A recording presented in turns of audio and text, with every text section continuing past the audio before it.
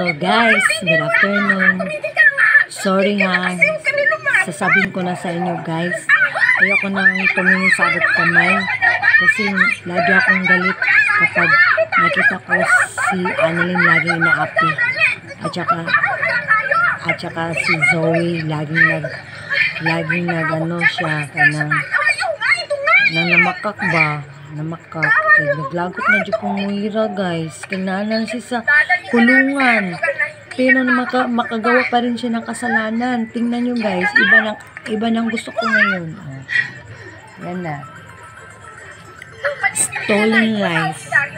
So mas nindot pa yung stolen life guys, kay dalira kayo tamaka niya ganahan po tamagano kay nag-change ilang kaluluwa. So dili na ko ganahan sa abot kamay guys, ayoko na.